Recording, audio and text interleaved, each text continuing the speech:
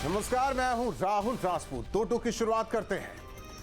Voter list और SIR को लेकर विवाद जारी है। समाजवादी पार्टी के अध्यक्ष अखिलेश यादव ने एक बार फिर चुनाव आयोग को निशाने पर लिया। अखिलेश यादव ने कहा कि जानबूझकर पिछड़ी जातियों के वोट काटे जा रहे हैं। दूसरी ओर योगी सरकार में मंत्री असीम अरुण ने भी वोट चोरी के आरोप लगाए।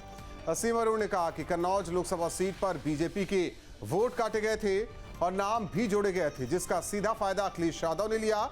सवाल है कि फिर तो कन्नौज में भी वोट के जिस तरीके से काटे जाने पर बवाल होना चाहिए था, और इसी पर चर्चा करेंगे दो टूक में। पहले सुनते हैं बयान। सोचने की बात यह है कि ये जानबूझ करके पिछड़ों का वोट काटते हैं, जिसमें भिन्न समाज, मौर्य समाज, पाल समाज, बघेल, राठौर, और शो ये करते हैं आप लोगों के माध्यम से कि पिछड़ा वोट मिल रहा है। पिछड़ों का वोट काट देते हैं, लिस्ट से चुनाव जीत लेते हैं, और फिर ये शो आप लोगों के माध्यम से ये कराते हैं कि नहीं, पिछड़ा वोट उन्हें मिल रहा है। सच्चाई है कि उनका वोट डिलीट हो रहा है। मैं इस बात को पुख्ता रूप से कह सकता हूं कि इस लोकसभा चुनाव में कोई भी बूथ नहीं बचा जहां पे बीजेपी के वोट कटे हुए ना मिल रहे। हर जगह हमको 10-15 लोग ऐसे मिल रहे थे जिनके वोट गलत तरीके से काट दिए गए थे। तो चुनावी प्रक्रिया में निश्चित रूप से ये गड़बड़ी है, और कहां पे कौन लाभ ले रहा है ये मुझे नहीं पता, लेकिन कन्नौज में अखिलेश यादव ने जरूर इसका लाभ लिया और भारी संख्या में हमारे वोट कटे हुए थे और गलत वोट वहां पे जुड़े हुए थे। ये पीडीए मोहित खान के नाम पर चुप हो जाता है, जहां अन्य पिछड़े वर्ग की नाबालिग बच्ची के साथ रेप होता है। ये पीडीए पूजा पाल के सामने क्यों आखिरकार चुप हो जाता है, जो पूजा पाल अतीक अहमद के जब आतंक की दास्तां बताती है। ये पीडीए केवल मजहबी तुष्टीकरण है। ये पीडीए की गोलबंदी के नाम पर वो चुनाव जीतना चाहते हैं और उसके बाद मजहबी तुष्टीकरण करना चाहते हैं, लेकिन जनता इसको स्वीकार नहीं करेगी। आपको सोचना चाहिए था। बयानबाजी करने के पहले अपने बारे में 20 बार सोचना चाहिए था कि आप कह क्या रही हैं। जिस समय कोई आपको नहीं पूछ रहा था, कोई दल आपके बारे में नहीं सोच रहा था, उस समय श्री अखिलेश यादव जी ने आशीर्वाद देकर के आपको सदन में भेजा था। और आप योगी आदित्यनाथ जी की नीतियों पर काम करने लगी, सांप्रदायिक ताकतों के हाथों में खेलने लगी। आपने ये भी नहीं सोचा कि जिस पीडीए के पराक्रम, पुरुषार्थ और परिश्रम के बल पर परचम फहराया जा रहा है, आप सांप्रदायिक शक्तियों की कठपुतली बन गई। और ऐसे में बड़े सवाल इसी पर जारी विपक्ष का क्लेश। वोट काटने का आरोप लगाया अखिलेश। विपक्ष के लिए मुश्किल 27 के डगर।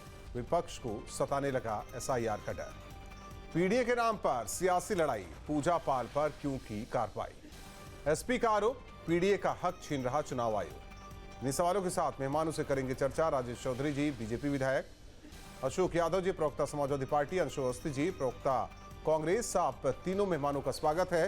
अंशु अवस्थी जी, अब तो आप लोगों को साथ मिल गया है इंडी गठबंधन में शामिल समाजवादी पार्टी का, लेकिन सवाल इस बात को लेकर है, जवाब भी दिया जा रहा है, कहा जा रहा है कि जहां जो जीता उसे वो फायदा मिला, वोट चोरी जिसे आप लोग कह रहे हैं।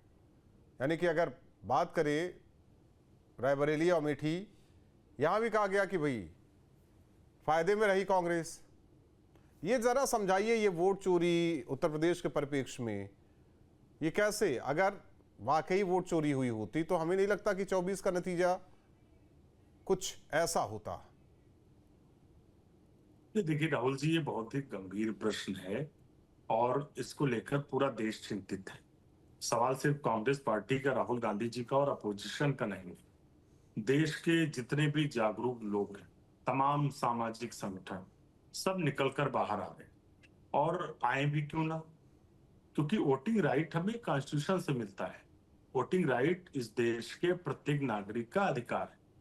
अगर उसे छीनने का कोई काम करेगा, उसे चोरी करने का काम करेगा, उस पर कोई साजिश करेगा, तो निश्चित तौर से उस पर सवाल आएंगे और लोगों के मन में शंकाएं हैं। अब आप उसको जीत हार से जोड़ते हैं, हम उसको तथ्यों की बात करते हैं। राहुल गांधी जी ने अपनी 1 घंटे 16 मिनट की प्रेस कॉन्फ्रेंस में एक एक बिंदु पर तथ्यों के साथ अपनी बात को रखा कि किस तरीके से जो लोग जीवित हैं उनके वोट काटे जा रहे हैं, जो लोग नहीं रहते हैं उनके वोट जोड़े जा रहे हैं। एक व्यक्ति का वोट महाराष्ट्र में भी है, कर्नाटक में भी है, लखनऊ में भी है, दूसरे राज्यों में है। जो व्यक्ति जीवित है वो अपने वोट जुड़वाने के लिए संघर्ष कर रहा है, और 2024 में जिसने वोट डाला था उसको 2027 में या 2025 जो चुनाव होने जा रहा है बिहार में 25 में, उसमें उनका वोट काटा जा रहा है। तो सवाल ये है कि चुनाव आयोग बिल्कुल जिस तरीके की नीति अपना रहा है। अच्छा, दूसरा, श्री राहुल गांधी जी को प्रेस कॉन्फ्रेंस हुए 15 दिन से ज्यादा हो गए। यदि चुनाव आयोग को, जो इतने दिनों से सब मांग कर रहे थे कि चुनाव आयोग प्रेस कॉन्फ्रेंस करे, कल मुख्य चुनाव आयुक्त ने अपनी पूरी टीम के साथ 1.5 घंटे से ज्यादा की प्रेस कॉन्फ्रेंस की। एक बार भी वो इस बात को नहीं बता पाए कि जो कमी है उसे सुधारेंगे, और एसआईआर में जो कमियां हैं जिसको लेकर विपक्ष लगातार हल्ला बोल कर रहा है, विरोध कर रहे हैं। और हमने ये सिर्फ जीत हार से मतलब नहीं कि कांग्रेस पार्टी जीती या हारी तब हम इस सवाल को उठा रहे हैं। हम लगातार राज्यसभा में, लोकसभा में इस बात को उठा रहे हैं। महाराष्ट्र के चुनाव के बाद श्री राहुल गांधी जी ने आर्टिकल लिखा, कई अखबारों में छपा, तब भी हमने तथ्यों के साथ चीजों को बताया कि महाराष्ट्र की जो वयस्क पॉपुलेशन है, यानी कि 18 साल तक के ऊपर के जो लोग हैं, उससे ज्यादा महाराष्ट्र में वोट बन गए। मुझे आप बताइए, क्या कभी ऐसा संभव है? अब बिहार में क्या कर रहे हैं आप वोट जो है चुनाव जीतने के लिए जो लोग जीवित हैं उनके वोट काट रहे हैं, जो लोग जिनका आता और पता नहीं, जो ना पड़ोस में रहते हैं, ना उस वार्ड में रहते हैं, ना गांव में रहते हैं, ना नगर क्षेत्र में रहते हैं, उनके आप वोट जोड़ रहे हैं। हम इसीलिए तो एसआईआर का विरोध कर रहे हैं। अब मुख्य चुनाव आयुक्त महोदय एक अपना जो पॉलिटिकल अंदाज है उसमें ये हो रहा है, वो हो रहा है, आप अपनी जवाबदेही जिम्मेदारी क्यों नहीं तय कर रहे हैं? कल की प्रेस कॉन्फ्रेंस से, चुनाव आयोग की जो कल प्रेस कॉन्फ्रेंस थी, पूरा देश उस बात से निराश है ठीक अंशु जी, कि वो अपनी जो संवैधानिक संस्था है उसकी गुणवत्ता, उसकी ऑटोनॉमस जो उसका एक अपना पैटर्न है उसको बनाए रखने के लिए वो क्या करेंगे, इस पर वो कुछ नहीं बता रहे। ठीक है। अनुराग ठाकुर जी ने भी सवाल उठाए थे। राहुल जी, मैं एक बात जोड़ देता हूँ जी, अनुराग ठाकुर जी ने भी सवाल उठाए थे। चुनाव आयोग उनसे नहीं बात करेगा। राहुल गांधी जी ने तथ्यों के साथ सवाल उठाए तो उनसे कह रहे हैं कि माफी मांगो। किस बात की माफी मांगे? बिहार में लाखों लोग ऐसे हैं जिनके वोट काटे गए, जो जीवित हैं। ठीक, एक मिनट अंशु जी। अशोक यादव जी, आपके नेता हर मुद्दे को पीडीए से क्यों जोड़ देते हैं? अब इस मामले में कह रहे हैं, देखिए, पाल समाज का, मौर्य समाज का, बघेल समाज का, राठौड़ समाज का, सबका वोट काटा जा रहा है, पिछड़ों का हक छीना जा रहा है, दलितों का हक छीना जा रहा है, हर मुद्दे को पीडीए से जोड़ देते हैं। ये दरअसल जब राहुल जी, मैं किशोर मौर्य, ये बयान अल्फी है जौनपुर की, एक किशोर मौर्य है, इन्होंने बयान अल्फी दिया था चुनाव आयोग को कि उनका वोट काटा गया। वो जो 18,000 बयान अल्फी दी गई थी ना राहुल जी, उसी बयान अल्फी में से एक है, एफिडेविट में से एक। और एक है राजन राजभर, ये राजन राजभर की बयान अल्फी है। तो किशोर मौर्य, राजन राजभर, ये जौनपुर के, और मेरे इसमें देखिए आजमगढ़ की कुछ चीजें भी क्लियर करते चलिए। केवल पिछड़े ही है, अगड़े जाति का कोई नाम उम है उसमें कि नहीं है किसी का? 18,000 में अगड़े नहीं, ज्यादातर 90% पीडीए के लोग, 90% पीडीए के लोग, 10% अगड़े तो वाले। अब मेजॉरिटी जहां पर रहेगी तो नाम तो उसी का लिया जाएगा। अभी बताइए, बड़ा हास्यास्पद स्थिति है कि चुनाव आयोग ये कह रहा है कि हम अखिलेश यादव जी की एफिडेविट का संज्ञान नहीं लेंगे। वो एफिडेविट लगाकर भी अगर आरोप लगाएंगे चुनाव आयोग पर, कोई एक्शन नहीं, चुनाव आयोग के कान पे कोई जू नहीं रहेगी। हाँ, राहुल गांधी जी अगर आरोप लगा रहे हैं तो उनसे हमें एफिडेविट चाहिए। तो अगर एफिडेविट आपका बेंचमार्क है तो पहले तो आप हमारे वाले पे कार्रवाई करके दिखाइए। जब हमारे वाले पे कार्रवाई कर देंगे तो राहुल गांधी जी भी दे देंगे एफिडेविट। और दूसरी बात, आज तक हिंदुस्तान की इतिहास में आप चेक कर लीजिएगा, कभी कोई चुनाव आयोग किसी विपक्ष से इस आरोप पर कभी एफिडेविट नहीं मांगा। आपको याद होगा 2002 में, 2013 में माननीय मोदी जी ने जेएम लिंगदेव जी को लेकर के और तमाम इससे बड़े बड़े जितना आरोप राहुल गांधी जी लगाए हैं, इससे भी गलत भाषा में उन्होंने इस्तेमाल करके गलत भाषा का चुनाव आयोग खिलाफ उन्होंने आरोप लगाए। चुनाव आयोग ने अपनी तरफ से स्पष्टीकरण दिया, न कि मोदी जी से एफिडेविट मांगा। ये चुनाव आयोग है कैसा? आप देखिए, गांव में, आप भी पूर्वांचल से आते हैं, हम लोग गांव में जब बच्चे थे ना तो मदारी वाले आते थे, रस्सी गले में बांध के बंदर को नचाते थे। वो जब ऐसे छड़ी पीटते थे तो बंदर खड़ा हो जाता था, छड़ी पीटते थे तो बंदर नाचने लगता था। तो कमोबेश यही स्थिति आज सरकार और चुनाव आयोग के बीच में है। सरकार चुनाव आयोग के गले में रस्सी बांधी है, छड़ी पीटती है, खड़े हो जाओ चुनाव आयोग खड़ा, बैठ जाओ चुनाव आयोग बैठ, डांस करो चुनाव आयोग डांस करने लगता है। तो इस तरह का चुनाव आयोग इस देश में रहेगा तो नेता प्रतिपक्ष या जो भी विपक्ष के नेता हैं वो लगातार सवाल खड़े करेंगे। चुनाव आयोग एफिडेविट मांगेगा, चुनाव आयोग धमकी देगा, तो सब हम लोग देख लेंगे, उसकी दिक्कत नहीं है। लेकिन अगर डेमोक्रेसी का, जिस तरह से आपको महाभारत का प्रकरण याद होगा जब द्रौपदी का चीरहरण दुशासन कर रहा था और ललकार कर रहा था दुर्योधन, सेम यही स्थिति है। सरकार दुर्योधन की भूमिका में है, चुनाव आयोग दुशासन की भूमिका में है, द्रौपदी जो इस देश के लोकतंत्र की भूमिका में। तो इस द्रौपदी के चीरहरण को लेकर के अगर विपक्ष नहीं सवाल उठाएगा तो फिर कौन सवाल उठाएगा राहुल जी? इसी बात को लेकर बस 4 लाइन की एक कविता है पुष्यमित्र उपाध्याय की, जिनमें उन्होंने कहा है कि छोड़ो मेहदी खड़क संभालो खुद ही अपना चीर बचा लो। द्रौपदी के लेकर के उन्होंने कहा कि छोड़ो मेहदी खड़क संभालो खुद ही अपनी चीर बचा लो, दूध बिछाए बैठे शकुनी मस्तक सब बिक जाएंगे, सुनो द्रौपदी शस्त्र उठा लो अब गोविंद ना आएंगे। कब तक आस लगाओगी तुम बिके हुए अखबारों से, कैसी रक्षा मांग रही हो दुशासन दरबारों से, स्वयं जो लज्जाहीन पड़े हैं वो क्या लाज बचाएंगे, सुनो द्रौपदी शस्त्र उठा लो अब गोविंद ना आएंगे। लास्ट लाइन है, कल तक केवल अंधा राजा अब गूंगा बहरा भी है, होंठ सिल लिए हैं जनता के कानों पर पहरा भी है। तो इस तरह का दरबार है, राज दरबार है कि राजा अंधा गूंगा बहरा सब है और चुनाव आयोग चीरहरण कर रहा है लगातार दुशासन की भूमिका में, और सवाल विपक्ष से उठाए जा रहे हैं, विपक्ष को धमकी दी जा रही चुनाव आयोग के द्वारा, बनरघुड़कियां की जा रही है। ये क्या है? ये तो पूरे देश को इसमें खड़ा हो जाना चाहिए राहुल जी। जवाब देंगे ना राजेश चौधरी जी? जवाब दे दीजिए कांग्रेस और समाजवादी पार्टी के जो सवाल है। देखिए, राहुल गांधी जी ने चुनाव आयोग पर आरोप लगाया और चुनाव आयोग ने एक कानूनी प्रक्रिया के तहत उनसे कहा कि आप अपने सबूत दीजिए। इको आ रहा है भैया, जरा इको ठीक करा दीजिए। सही करवा रहा हूं, आप बोलिए। उन्होंने कहा आप अपना सबूत दीजिए, हलफनामा दीजिए। कोई छोटी किसी ग्राम पंचायत में आप किसी की कंप्लेंट करने जाते हैं तो हलफनामा लिया जाता है, एफिडेविट लिया जाता है, ये कानून है, कानूनी प्रोविजन इसका है। जब आप अपने सत्य के रास्ते पर हो, आपको लगता है कि मैं जो आरोप लगा रहा हूँ चुनाव आयोग पर वो आयोग सही है, तो वो आरोप सही है, तब क्यों आप हलफनामा देने में डर रहे हो? आप क्यों कर रहे हो ऐसा? आप कर्नाटक में फर्जी वोट दिखाओगे, दिल्ली में फर्जी बताओगे, राजस्थान में बताओगे, महाराष्ट्र में बताओगे, और जहां फर्जी वोटों को काटने का काम चुनाव आयोग कर रहा है, बिहार के अंदर मरे हुए लोगों को चुनाव आयोग जो है लिस्ट से बाहर करने का काम कर रहा है। जो विदेशी रोहिंग्या आ गए, बांग्लादेशी आ गए, उन लोगों को ने आकर के यहाँ पर वोटर लिस्ट में नाम जुड़वा लिए, उनको बाहर करने का काम कर रहा है, उसका आप विरोध करोगे। सेम स्थिति, आप अपनी बात को खुद ही काट रहे हो। एक तरफ जो फर्जी वोट कटे उनको आप सही साबित करने का प्रयास कर रहे हो, एक तरफ जो फर्जी वोट पहले थे उनको आप झूठा बता रहे हो। तो ये आप अपने ही दुविधा में हो, आपको खुद ही नहीं पता है क्या है। और मैं तो कहता हूँ किसी भी ऑफिस में जाएंगे, अदालत में जाएंगे, कहीं भी जाएंगे तो आपको सबूत देना पड़ेगा ना जी। आप किसी को चोर बता रहे हो, भाषा देखिए, विपक्ष के नेता की भाषा चोर। और जहां तक आयोग पर उंगली उठाने की बात है, आयोग का दुरुपयोग करने का सबसे ज्यादा काम तो इसी कांग्रेस ने किया है। लोकतंत्र की हत्यारी तो यही कांग्रेस है।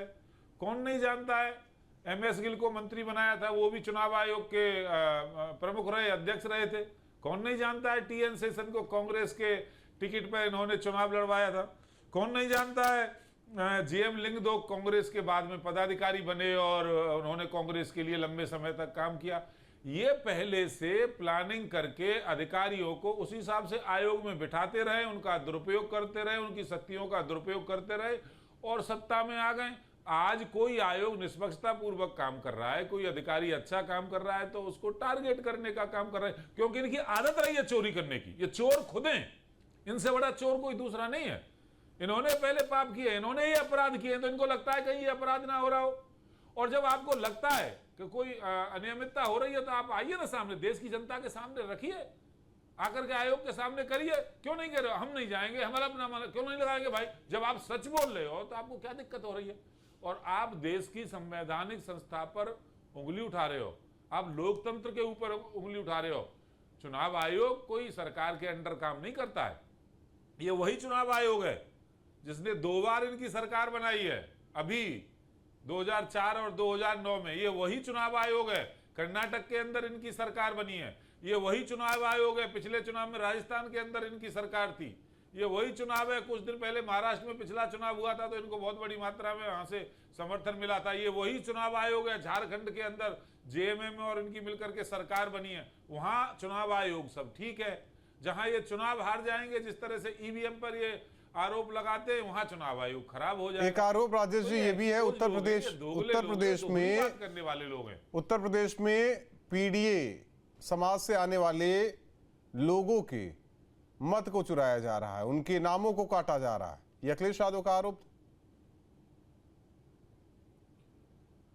देखिए, वोटर लिस्ट में जाति लिखी रहती है क्या? अब अशोक यादव जी यही कह रहे हैं। वोटर लिस्ट में मैंने तो जाति देखी नहीं। अखिलेश भी कह रहे हैं, अशोक जी कह रहे हैं। नहीं तो वो कह रहे हैं उन पर कोई अंतर्यामी होंगे, या तो वो या कोई तीसरी दैवीय शक्ति होगी कि नाम पढ़ करके जाति का अर्थ लगा लेते होंगे। अब वोटर लिस्ट में तो जाति लिखी नहीं रहती है। ये कोरी भ्रामक बातें करते हैं, जनता को गुमराह करने का काम करते हैं। जिस तरह से इन्होंने झूठा नैरेटिव लोकसभा के चुनाव में खड़ा किया था, उसी तरह करना चाहते हैं। ये बिहार के अंदर चुनाव हारने वाले हैं, इनको खूब पता है। कांग्रेस तो कहीं खड़ी नहीं हो पा रही है। आप कांग्रेस देखिए, यूपी में क्या हाल है कांग्रेस का, पंजाब में क्या हाल है कांग्रेस का, हरियाणा में क्या हाल है कांग्रेस का, राजस्थान के अंदर क्या हाल है कांग्रेस का, बिहार के अंदर क्या हाल है कांग्रेस का। जिस पार्टी ने 60 साल तक इस देश के ऊपर शासन किया, वो पार्टी हर राज्य में किसी क्षेत्रीय पार्टी की पिछलग्गू बन गई है। किसी दूसरी पार्टी की अटैची उठा करके उसके पीछे चलने का काम करती है। कितना अपमानित किया मध्य प्रदेश में, ये देखा ना आपने। समाजवादी पार्टी को अपमानित किया कांग्रेस के लोगों ने। पर इनको चुनाव में कहीं मुद्दा मिलता नहीं है चुनाव लड़ने के लिए। बीजेपी सरकार के खिलाफ कोई इनके पास इशू है नहीं, तो भ्रामक खबर फैलाओ, पहले से भूमिका तैयार कर लो कि चुनाव हारेंगे, हम ऐसे हारेंगे। तो ये सब झूठे और झूठ बोलने वाले। ठीक है, अंशु अवस्थी जी, कहा जा रहा है कि खुद चोरी करने वाला वो दूसरों को सामने देखकर लगता है कि वो भी चोर है। देखिए, राजेश भाई ने एक बात कही कि राहुल गांधी जी सबूत क्यों नहीं रखते। राहुल गांधी जी ने इस बात को कहा है, राजेश भाई फिर से समझ लें, विषय को घुमाने की कोशिश ना करें, कि जो भी तथ्य राहुल जी ने रखे हैं वो चुनाव आयोग के स्वयं के उनके रिकॉर्डेड आंकड़े हैं। यदि आप उन तथ्यों को नकारते हैं तो आप चैलेंज करिए, आपका स्वागत है। और माननीय उच्चतम न्यायालय ने चुनाव आयोग के, जो केंद्रीय चुनाव आयोग था, उसके सारी बातों को नकार दिया। तो उच्चतम न्यायालय भी तो सामने बात कर रहा है। उच्चतम न्यायालय ने जो चुनाव आयोग के उनकी दलीलें थी उनको नकार दिया।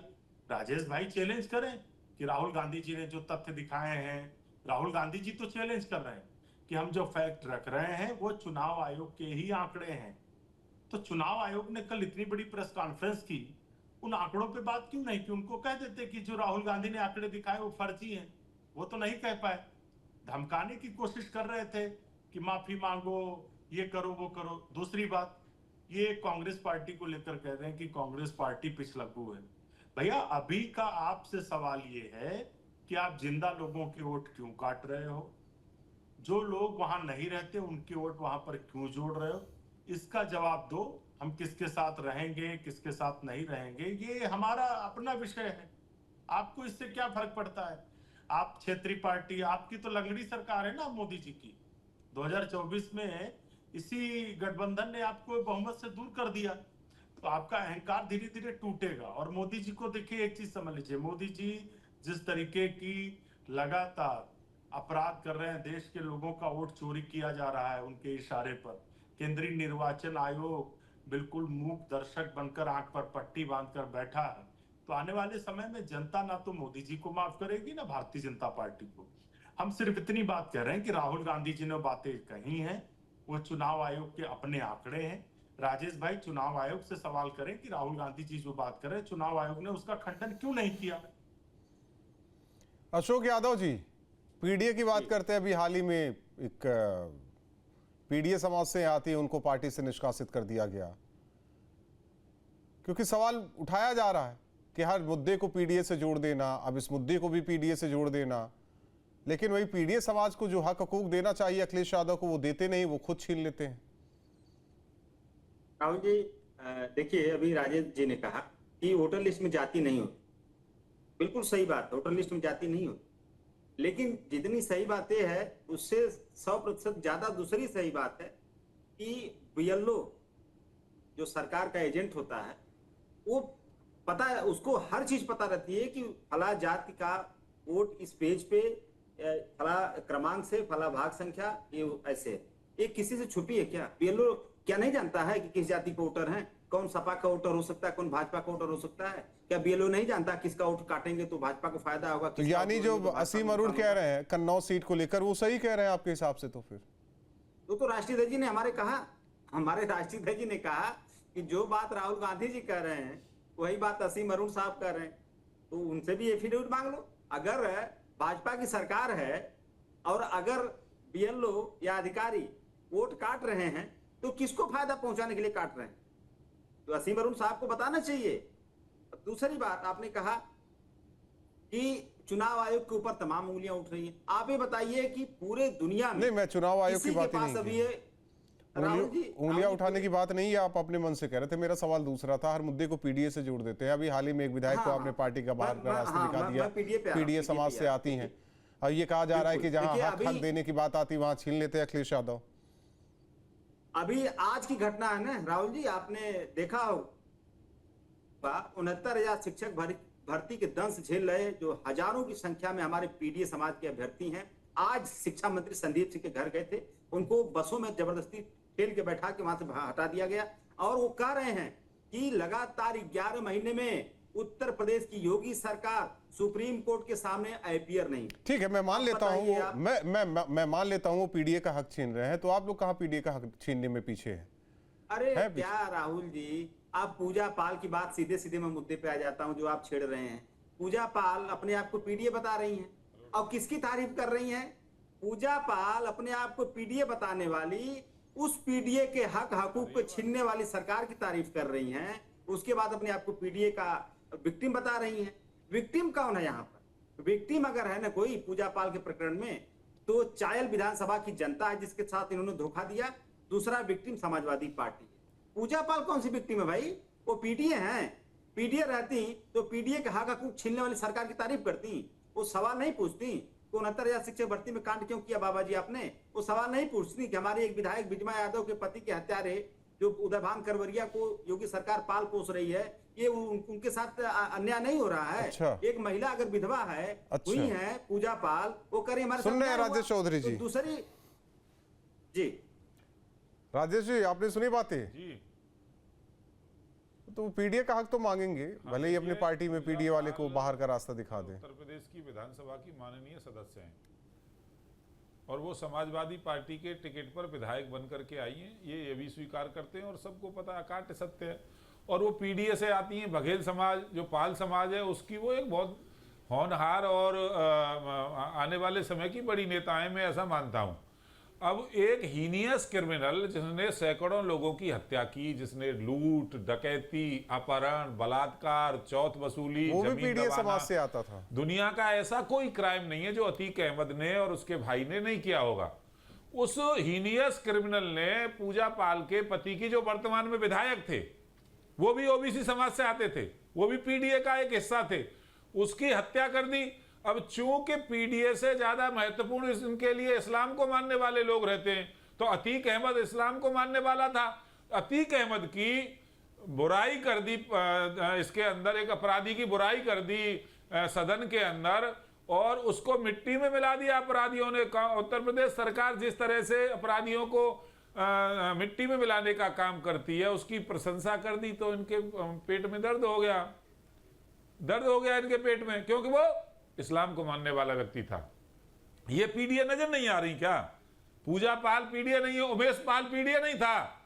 उमेश पाल की दिन दहाड़े हत्या हुई, उसके साथ और उसके गनर भी बेचारे मारे गए, वो पीडीए नहीं थे क्या? सबने देखा है, वीडियो नहीं थे, वो पीडीए नहीं थे। अब उन हत्यारों को यदि किसी ने मार दिया, वो मिट्टी में मिल गए, वो चले गए नरक के अंदर, तो इनको दिक्कत हो रही है। अब यही तो कहा है, पूजा पाल की गलती क्या है मुझे बता दें। समाजवादी पार्टी के प्रवक्ता बड़े विद्वान हैं, बहुत अच्छी बातें अपनी कह रहे हैं, मैं बड़ा सम्मान इनका करता हूं। बता दो कि पूजा पाल की ये गलती है कि उन्होंने अपने पति का जो हत्यारा था उसका, जब वो खात्मा उसका हो गया, उस आदमी की प्रशंसा कर दी। उत्तर प्रदेश को कानून के राज में ला करके खड़ा कर दिया, उत्तर प्रदेश में शांति स्थापित कर दी, उस व्यक्ति की प्रशंसा कर दी। अरे सच तो स्वीकार करो मित्र, कम से कम सच्चाई तो स्वीकार करो। उत्तर प्रदेश आज उत्तर प्रदेश बन रहा है, उत्तर प्रदेश में आज शांति है।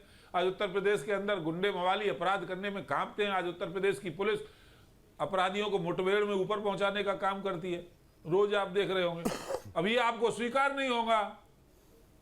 पूजा पाल विधवा है और पीडीए से आती है बेचारी, वो रो रही है चैनल पे। मैं अभी उसका इंटरव्यू देख रहा था, एक बड़े प्रतिष्ठित चैनल को इंटरव्यू दे रही थी, वो रो रही थी। मेरा क्या गुनाह है, क्यों निकाला है? अब ये बताएं। इनके जो है अध्यक्ष जी जो है समाजवादी पार्टी के, वो बताएं ना क्यों निकाला है। सदन में बोलने का अधिकार नहीं, मैं भी विधायक हूं, मैं भी बोलता हूं, सब बोलते हैं, अपनी अपनी बात रखने का हक है। और जब आप सदन के अंदर किसी की आवाज दबाओगे, किसी का गला घोंटने का काम करोगे और फिर कहोगे हम पीडीए के हितैषी हैं, उसकी गलती क्या है? कम से कम ये तो बता देना समाजवादी पार्टी के प्रवक्ता। नहीं, पीडीए तो है, वो बस एक ही तारीफ कर दी। राहुल जी, मैं अपनी बात रखूं? अपराधी नहीं था वो, अतीक अहमद तो माफिया था। अब अशोक यादव बता सकते हैं इसको। देखिए, राजेश जी ने आधी बातें बताई, आधी बातें नहीं बताई। 2022 में जब पूजा पाल समाजवादी पार्टी के टिकट पर खुशी खुशी विधायक बन रही थी समाजवादी पार्टी के सिंबल पर, तब उन्होंने सवाल क्यों नहीं उठाया कि अतीक अहमद हैं, हम अतीक अहमद का जिससे लगाव है या जिस दल से लगाव है वहां से हम टिकट नहीं लेंगे। तब तो उनके पति की हत्या हो चुकी थी 2022 के पहले, तो उस समय उनका जमीर नहीं जगा था क्या?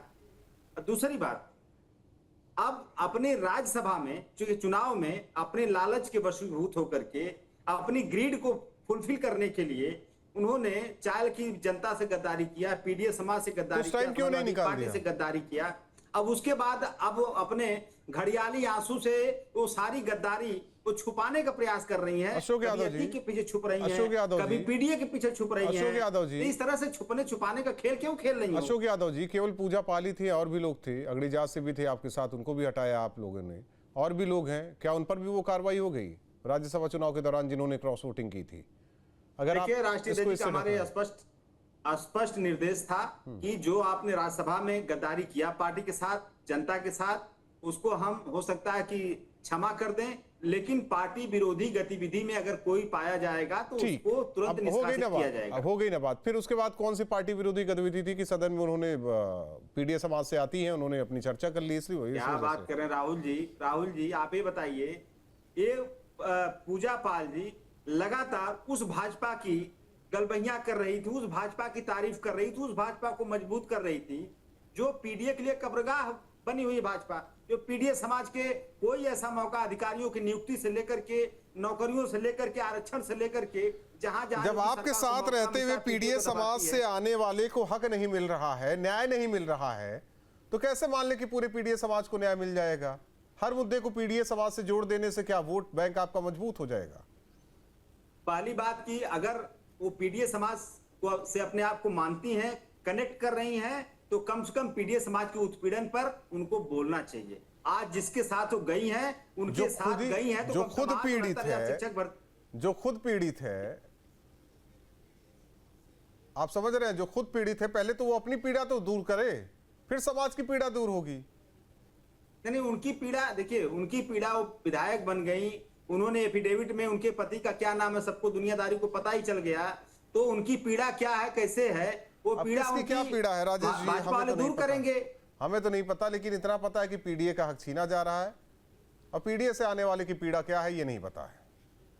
पीडीए में वो है ही नहीं भाई साहब। राहुल जी आप पीडीए क्यों कर, अगर पीडीए में कोई समाज है तो पीडीए के उत्पीड़न करने पे वो सरकार की खिलाफत करेगा कि नहीं करेगा, बताइए आप। राजेश जी संक्षेप में देखिए, समाजवादी पार्टी का आरोप है इनके विधायकों ने राज्यसभा में क्रॉस वोटिंग की, अब राज्यसभा का चुनाव हुए 1 साल से अधिक समय हो गया, मुझे लगता है 1.5 साल होने वाला होगा। आप 1.5 साल में समझ पा रहे हैं कि अनुशासनहीनता हुई है? चाहे पूजा पाल ने की, चाहे राकेश प्रताप सिंह ने की, चाहे अभय सिंह ने की, चाहे मनोज पांडे जी ने की, यह समझने में आपको 1 साल लग रहा है? और उस दिन लग रहा है जिस दिन उसने पीडीए की बात उठाई सदन के अंदर। उसने पीडीए के एक विधायक की हत्या होती है, उस विधायक के हत्यारे मिट्टी में मिलाए जाते हैं, उस सरकार की प्रशंसा करती, तब आपको ध्यान आ रहा है। अरे राज्यसभा के चुनाव में तो और लोगों ने क्रॉस वोटिंग की, उनको क्यों नहीं निकाल रहे आप? सवाल था मेरा उनसे। कब निकालेंगे बताइए ना। अशोक यादव जी क्यों नहीं निकाल रहे हैं उनको? नहीं, कह रहे थे टाइम देते हैं, वो टाइम देते हैं, सुधर जाएं सब, टाइम देते हैं इनके राष्ट्रीय अध्यक्ष। बहुत बहुत धन्यवाद आप सभी मेहमानों का हमारे साथ जुड़ने के लिए। जहां भक्ति है हर शब्द में, कथाओं में छिपे हैं दिव्य रहस्य और ज्योतिष देता है जीवन को दिशा। धर्म से जुड़ी हर बातों को जानने के लिए हमारे चैनल स्तुति को सब्सक्राइब करें। चैनल पर जाने के लिए इस लिंक पर क्लिक करें।